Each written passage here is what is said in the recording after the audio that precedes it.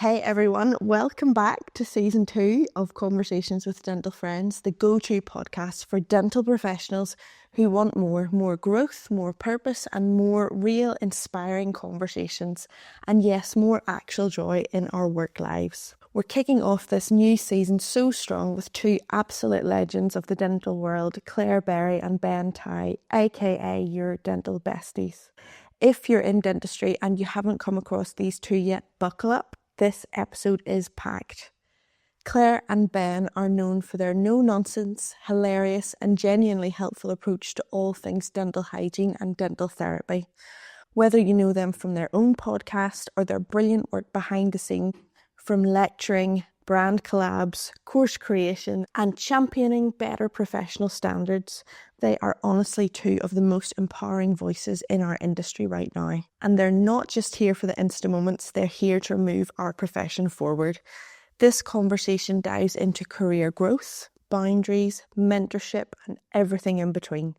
Whether you're a hygienist, a therapist, or just someone navigating what it means to thrive in dentistry in 2025, this one is absolutely for you. Before we dive in, a quick favour. If you're loving the podcast, please hit follow or subscribe. It sounds really small, but it genuinely helps us reach more dental professionals who need these kinds of honest, uplifting conversations. And if you're feeling extra lovely today, a quick rating or review goes a long way as well. All right, let's get into it. Here's my chat with Claire and Ben, and trust me, you're going to love them.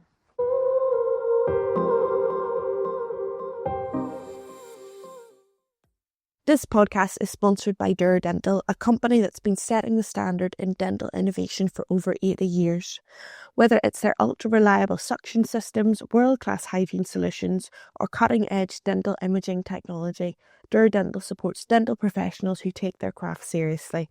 Check them out at yourdental.com because excellence starts with the tools you trust. And of course, a huge congratulations to Oratol celebrating 60 incredible years this year. Happy birthday, Oratol. Here's to many more years of innovation and excellence. I truly couldn't imagine the dental industry without you. So happy birthday from Conversations with Dental Friends.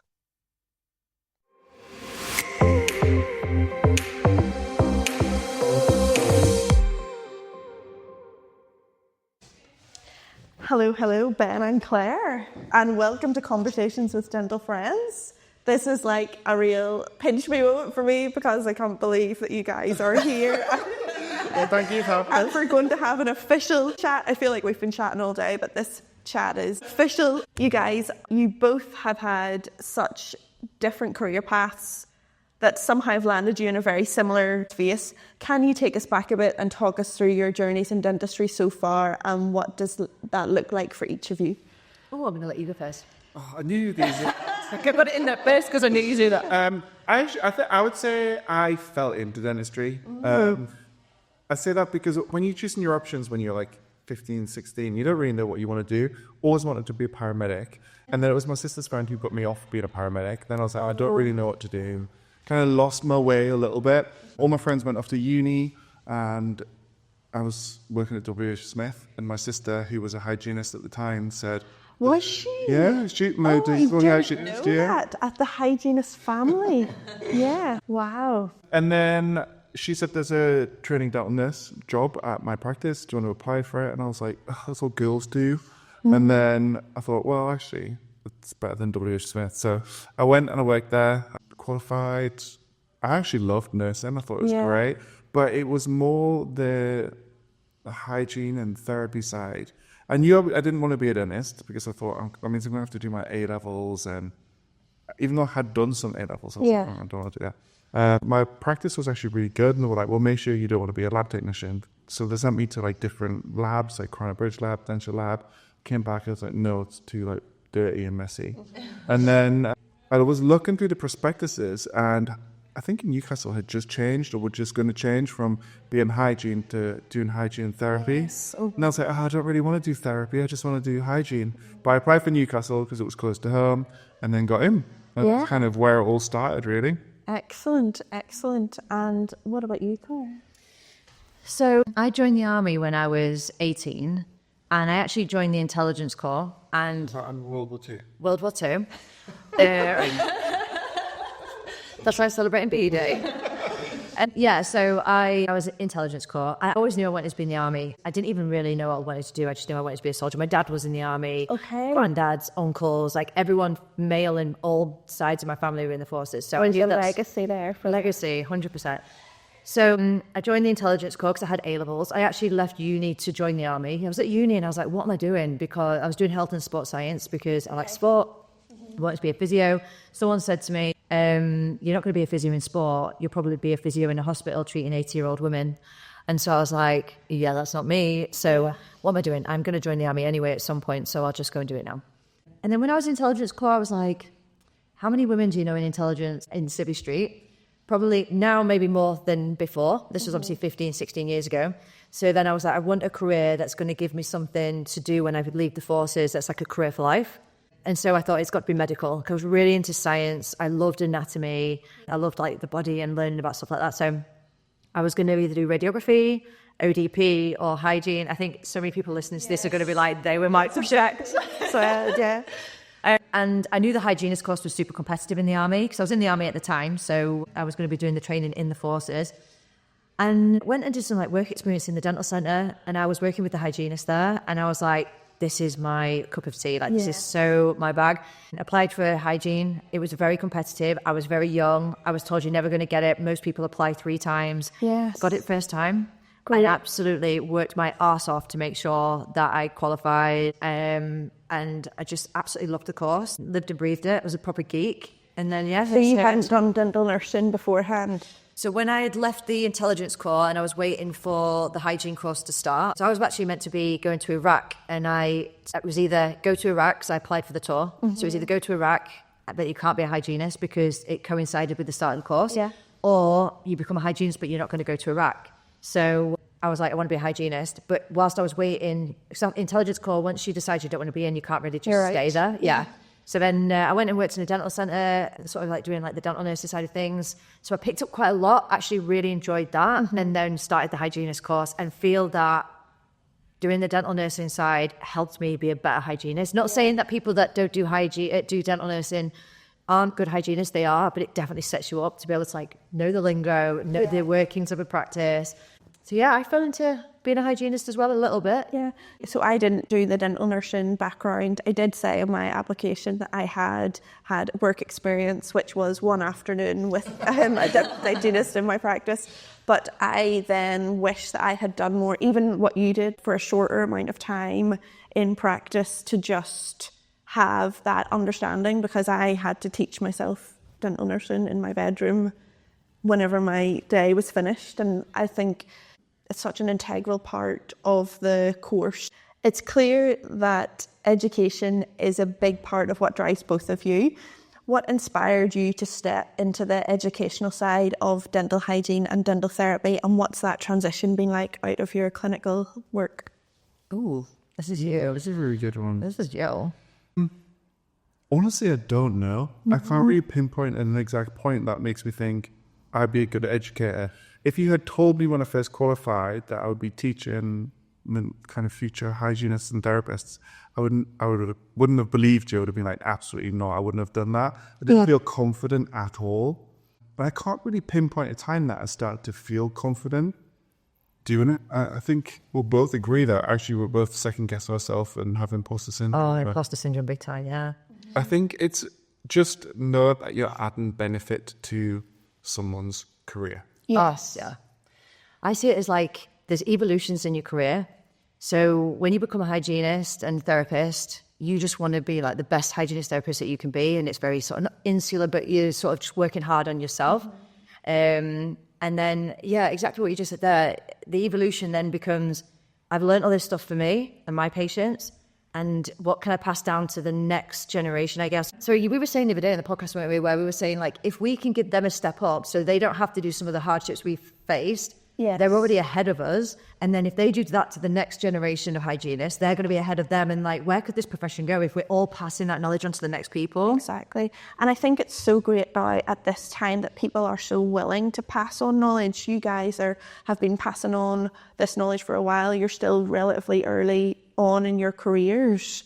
compared to, say, that stereotypical image of somebody that has completely retired from clinical life and has gone into a teaching role at maybe 50 plus. You guys are nowhere near that point and you're able to give back. And I think that gives a level of relatability to the content that you guys provide, which I think is really, really refreshing.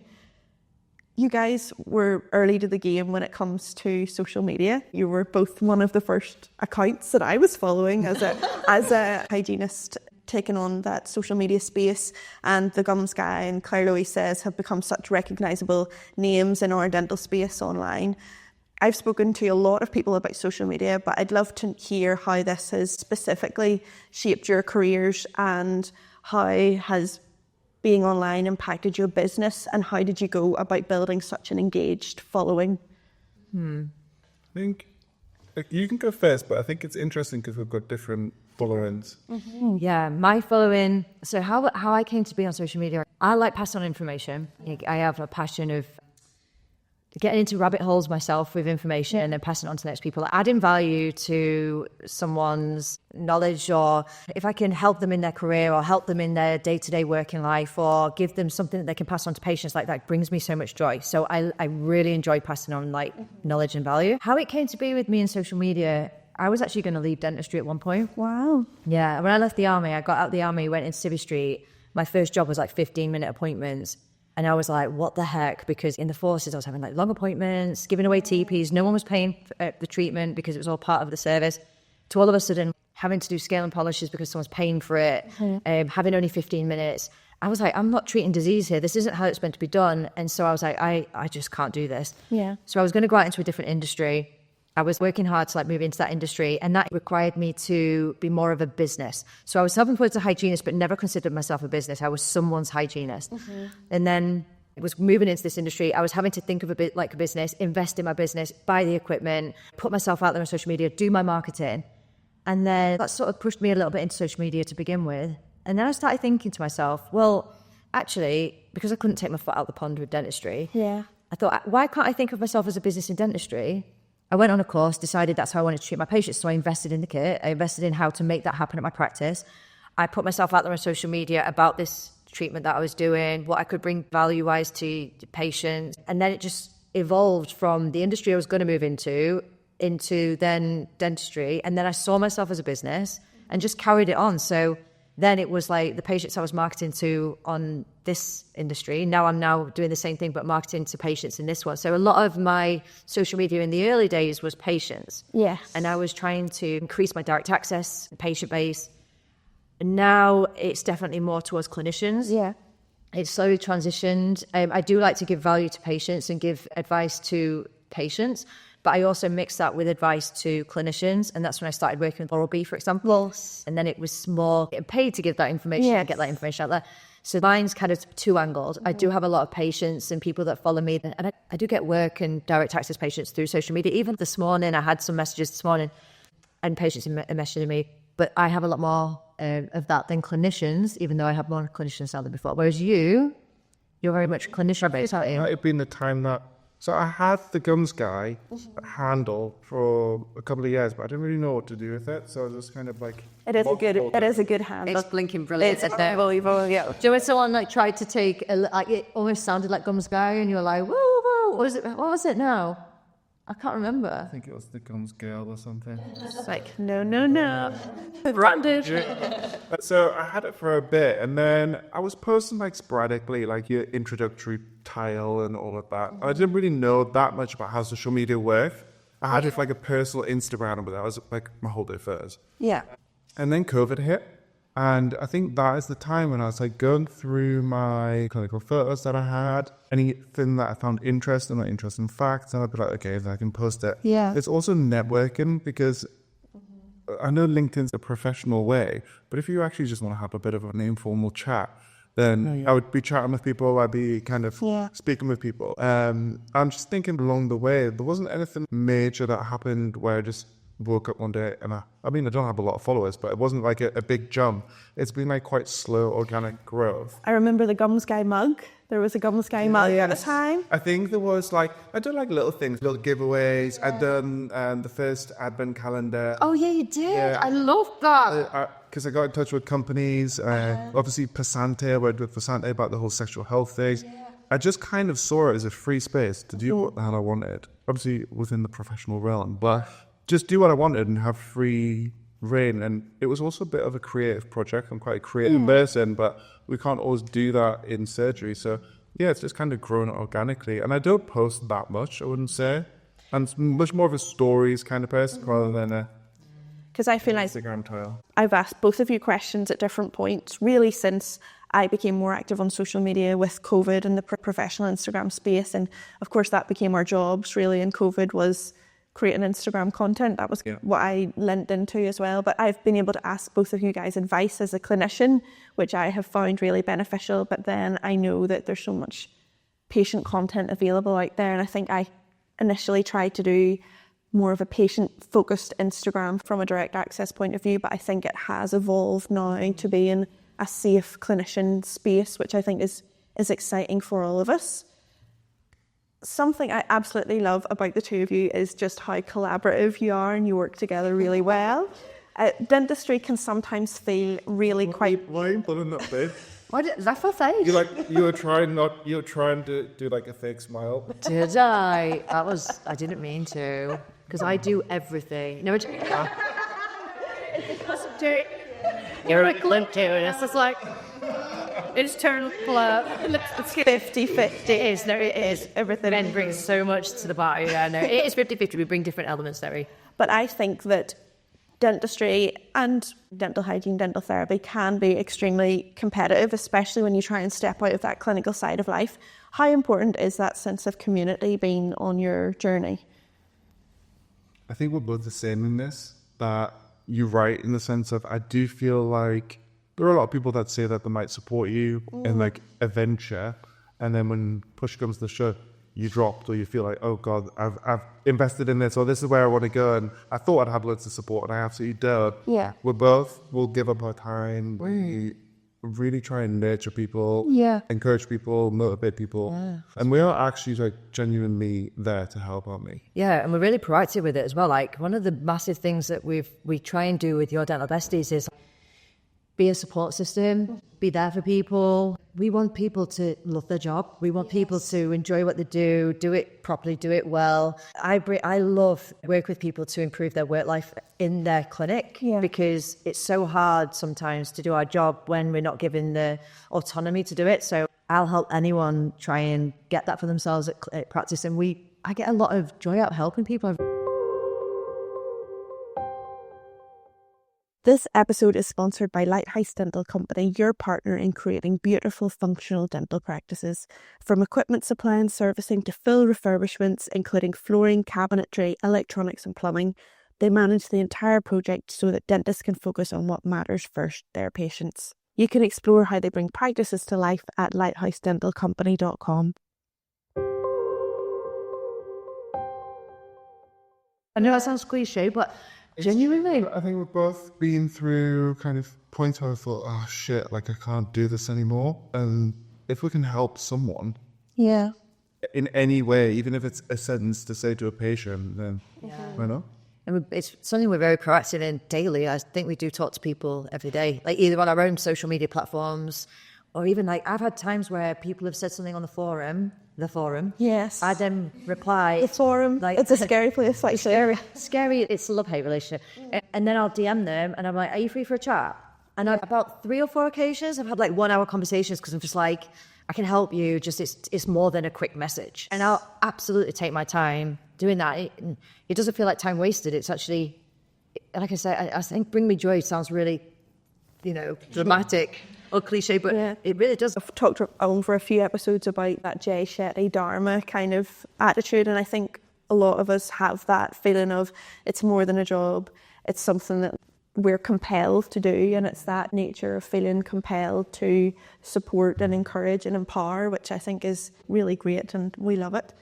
You've both done so much already. If you could go back and tell your younger self, you're going to do this one day you will be doing this, what would that thing be? Fine. If I told myself 10 years ago, you would be flown to Riyadh, Dubai, you'd be flown places exotic to speak about systemic health and oral health, and you could be speaking to rooms full of dentists and specialists and feel comfortable and confident, I'd have said, nah, not a chance. I think there's so many things if you'd have said to me 10 years ago, and I'd be like, nah, no way would I be doing that. Yeah. Like, I feel really lucky to have a career I enjoy. And that's another thing. I want people to enjoy their career as much as I do. So that's why I want to pass it on. But you must be the same, because you've done like the international speaking. That was your bucket list stuff. Yeah, I think international speaking is definitely one. Working a lot with universities. Yes. Obviously being at a uni teaching. Obviously the pod. Yeah. Oh, the podcast. Yeah. Podcast. There's loads of stuff. I don't take each day like for granted. I think each day I'm like, actually, do you know what? I have worked hard to get here, but cause I think there's a fear, isn't there, that when you say it, like you acknowledge it, people are like, oh, I'm so arrogant. Yeah. I'm like, actually, no, I have worked hard. Yeah. It hasn't been given to me. I think experience has taught me that I can do anything I put my mind to, because everything I say I'm going to do, I kind of make it happen. Like, I want to write a book, I write a book. Yes. So experience has taught me that you, within reason, obviously, could do anything you want to do. And so there's the only thing that stops you is you just not starting day one. As soon as you start day one, you're on that journey, you're on that path to doing it. God, this sounds like an absolute, this sounds like a Jay Shetty podcast. I'm so sorry. I love that. That's what we're all about. But yeah, I think experience to is just make things happen. If you want to do something, day one's the step to starting it. And as long as you're keeping that trajectory and keep that momentum going, it gets done. And every day is just better than the last day. I think it's hard when you first start out, whether that be on social media where you've just qualified. I think it is really competitive, and you also want to be like ahead, and you want, like, you might qualify and you might want to work with brands straight away. Yeah. And we all say just stay in your lane, just focus on what you want, and it will come eventually. The thing though is, but just touching on what you just said there, letting it be organic. Yeah. If it's for you, it'll come for you, because if you force things, it's not enjoyable. Like there's, yeah. Inauthentic as well. Yeah, it has to be authentic, it has to be organic, and then when you do get it, it's right and it's enjoyable and it's at the right time. Yes. Forcing things, yeah. You're out your comfort zone. I think I feel comfortable doing a lot of things that I do, but I still get imposter syndrome, and I couldn't imagine being in a situation that I wasn't ready for, because it would feel awful. Gross. It seems really glamorous, but I promise you it's not. Brilliant. You guys have a podcast called Your Dental Besties, which of course I'll be linking down in the show notes. And it has been such a breath of fresh air. It gave me a big nudge. I had toyed with doing this for a while, and then you guys are doing podcasts, and I think, well, anything is possible if you want to. Bit of a different kind of vibe, because you guys are having a real light side and a breath of fresh air in dentistry, which I absolutely love. What's it been like jumping into that podcast world, and how do you manage adding another big project to your already massively packed schedules? It was hilarious because we constantly add to that repertoire. I'll tell the story. Yeah. So we always voice note each other just because there's so much information. And look, I put Clara on speed 2, so it's like rattles through. Do you really? I see this laughing. Because sometimes the voice note's like 4 minutes long, and then it's like 4 minutes back, and then backwards and forwards. And we joked about, we're like, oh, we should do a podcast. And we're like, right, yeah, let's do a podcast. So Claire organised like the studio, and we're going to come up with these talking points of what we're going to do. Anyway, and the studio's brilliant. Like, that's such an impressive edge to doing that. We've got like a producer who just sits and rolls his eyes and is like, oh my God. They hate us. They don't hate us. We got there though on day one. He was like, okay, so have you got your script and stuff? And we were like, no. Script? What script? Yeah. So he was shocked. He was like, have you organised, like, what have you organised? Like, like, what's your topics? We were like, we're not sure. We're just going to go in and have a chat. And that's literally what we did. So the first episode is us just kind of freeballing. Yeah. Just doing whatever. And so the guys that were producing it, so there's like obviously the videographer that produced everything, they were listening, and we did 4 episodes that day, didn't they? And at the end they were like, oh my God, they learned so much. And it's actually better that you don't have a script. So we're not good with scripts. It started off with absolutely zero, and then we had a few words And then the last kind of few recordings were just not bothered. Yeah, and it works better that way because it's just fluid, and it's what it was meant to be: light-hearted, fun. We want people to just enjoy their commute to work and be like, "What are they going to come up with this time?" And I like that it feels, because it is quite an isolating job. Sometimes you're the only hygienist working in your practice, the only dental therapist working in your practice, and it feels like you've got two friends there with you at that part of the day, and it does give you that little bit of bravery to tackle clinical and non-clinical situations. If you want to ask for a pay rise, if you want to talk about your appointment lengths, if you want to think about upskilling in another area, if you want to have a conversation about equipment, I think it's really good. It feels like you've ran it through with you guys before you've even approached the subject with your management or anything like that. That's exactly what we wanted. And we want people to feel like they're sat on the sofa with us. They're our friend, and that like we just use dental besties. Just like tell us your dilemma, we'll help you sort it out. Like we want people to be, and we want it to be relatable because a lot of our dilemmas are going to be the same. So we wanted people to be like, yeah, that's what I'm going through. And so, okay, so that's how they tackle it. Let me try that. We do get a lot of people messages saying that things have worked for them, and now we get a lot of people sending us either their funnies. If something happens in someone's day, we'll get a message and then we're laughing with them like, that's brilliant, we're totally using that. Or they'll go like, what would you do about this? And we love that, don't we?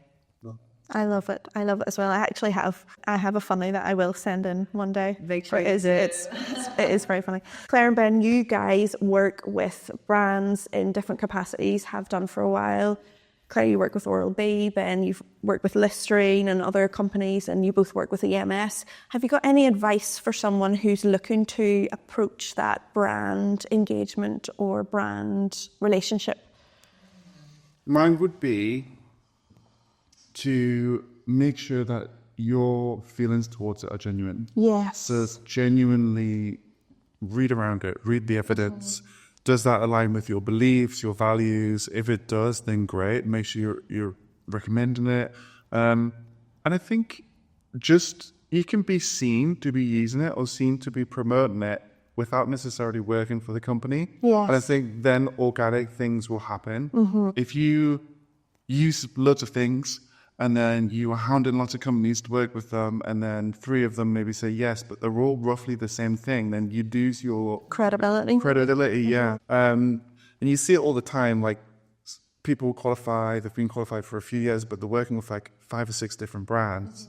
I'm like, yeah, but they all contradict one another. So what is your value? Like, what's at your core? I work with Listerine because we had that kind of day with Prof. Deary and Prof. Chappell, and there was an awful lot of like clinical evidence presented, and then I guinea pigged it on myself, and then again obviously started recommending it to patients, and so it was all very organic before I even got to the point of being asked to work with them. And it's kind of similar to you with your Oral-B. Yeah. So Oral-B came around. I was using Test Drive on every patient. I'm a big user of Test Drive, so it's like mirror proof Test Drive. Yeah, me too. One of the best inventions. Like we can use that on patients in clinic. And I was a high Test Drive head user, so I was like getting a lot of heads. Yes. So the highest users in the UK were taken to Birmingham, and they were like, why are you using Test Drive on everyone, but there's so many hygienists that just aren't using them at all? Like, what is the difference? Why do you prioritize it compared to like, so it was kind of like a workshop. We had to stand up and do some like talking and stuff. And then a couple of us got picked to do like some brush up events based on that. So like maybe get that information out. So whatever we found in that sort of workshop, we passed that information on to like hygienists in our area. And then that just organically grew to lecturing on like another topic. Yes. And then lecturing on another topic. And it all came about just because I valued Oral-B, and I was talking about iode and electric toothbrushes, and it just organically grew. So definitely agree with what Ben said. I didn't get approached by someone and then that's all of a sudden that's what I'm talking about. I was using it and talking about it. Loved it. And then just got sort of seen to be using it. And then that just organically grew. And then from doing the brush up events, then talking about electric toothbrushes, and then maybe doing like a talk at like maybe a slightly bigger event. Yes. I then got asked to do a couple of social media posts, and then a couple of posts turned into like a few years of working with them that way. And then that's where it eventually led to like small little lectures talking about brush up events turned into Riyadh, and talking about pregnancy and oral health in Dubai. And yeah, organic is the way. 100% agree with Ben there. And don't force things. Decide who you are as a clinician, use it, live by it, talk about it, stand by it. and don't waver to other things just because a good opportunity comes along. You know, I've said no to opportunities because like, don't use it, don't talk about it. I wouldn't do it. I can't tell people that's what I do. I just can't do that. Exactly. I had somebody approach me recently about a product, and basically they gave the proposition, and we'd like to see a post. We can send you the product, and we'd like to see a post about it in 2 weeks' time with a case study. And I couldn't think of anybody that I was going to use the product on. I couldn't think of a time when I was feeling like that would be genuinely something that I would reach for or have a discussion with a patient about. So I couldn't pursue it, even though at the time it feels great and exciting and enticing to have a brand contact you or slide into the DMs. But Having the cheers. Yes. But then you've done the right thing. As hard as it is to say no, no one's going to know that you said no. Yeah. Do you know another good thing is like if you want to get information out there and you enjoy passing on, because part of working with brands is that if you like a product, you want to tell people about it. Like, yes. I would stand up on stage and shout about it all day. Like, you want to have that feeling, like that passion for it and that authenticity there. Another thing that started off with me was writing. So I started off like writing down some of the things that I was like, that was important to me or that I sort of wanted to talk about, and did some articles. They were only free articles, but they were in FMC and things like that. Just because I enjoyed it. And then that kind of escalated as well. So putting yourself out there on your social media, maybe write some articles, but all things that mean something to you and that you're like, oh, I feel passionate. You have to feel passionate about it, don't you? sometimes I've stayed up writing till 2 o'clock in the morning, and that's how you know that you're passionate about it. You don't care about sitting there and my husband saying, why are you? And I'm just like, no, I love it. I need to write. I think that's whenever you feel like you're in your flow, I think you're in a good, it's a good sign. It's a good sign. Yeah. So what's next for Claire and Ben? Are there more projects on the horizon in 2025? We're here today at Marble Clinic Belfast because you guys have just given us a fantastic, fantastic day with the Women's Oral Health Roadshow. What does the rest of 2025 look like for you both? I'm not asking because we don't even know what we're doing next week. Never, but we are trying to be more organised. So we did a podcast episode on disc theory, so we know what our like personality types are. And basically you're very red and yellow, aren't you? I'm red and yellow. He's a bit more red than me. I'm a bit more yellow. Yeah, so we did an episode on the disc theory, and we learnt what our personality types are, and we were like, you couldn't have got two worse people to like do. I mean, it's good and bad. It's perfectly a miracle that we've got here. Yeah. And how I get left to like, because organisation and admin, not my thing. But Ben, is organisation and admin your thing? They're even worse than Claire. We live our life by the seat of our pants, but you know what? It's what works for us, isn't it? Yeah. So we just make it work that way. In terms of projects, like we've got the women's health. We did that today. Absolutely loved it. Great with this nice small groups as well. I think it's maximum 10, isn't it? Maximum you guys 10. have got. And the reason we do that is we want it to be more chatting. We want it like the podcast almost. We want it to just be everyone sat chatting. We want people to feel like they can open up and stuff, and it not just be a lecture where you're just staring at us with eyes and we're just talking at you. Are we allowed to say we're going to try and take that online? Have I just let the cat out of the bag? So we're going to take that online. Awesome. So we've got that project going on. Obviously, we work with EMS and we have some projects going on there. So we are busy, obviously, with clinic and our own stuff and then with those things as well. But yeah, we've got big things planned, haven't we? In our heads. But they will happen because they That will definitely happen. Our problem is we want them to happen tomorrow, and it's making them happen with enough time to make it happen. Yeah. I know.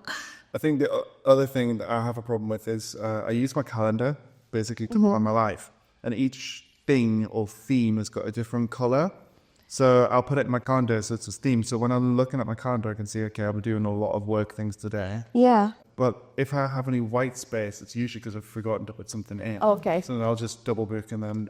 Yeah. We've had Ben double book a lot of things. I'll get a message being like, can you go to Cardiff next week? And I'm like, Ben, that's my clinical day. And I cancel my patients to make it happen. Oh, that's good. But I'll see. And we're joking, but that actually happened. It does happen quite frequently. Well, I hope that you guys continue to work together for many, many, many days and weeks and months and years to come, because you guys are brilliant both clinically and you bring such a great sense of fun to everything, which I think works really, really well. So I love it.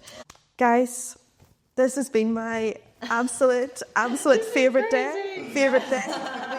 we've had so much fun on the day, of course, for the Women's Health. Oh, yeah, it's been Women's great. Oral Health Roadshow, and today recording this. Thank you so much for agreeing to do it. It really is.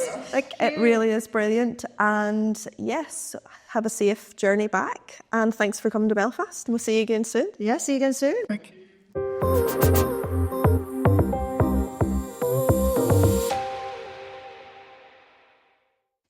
Wow, I absolutely loved that conversation, and I really hope that you did as well.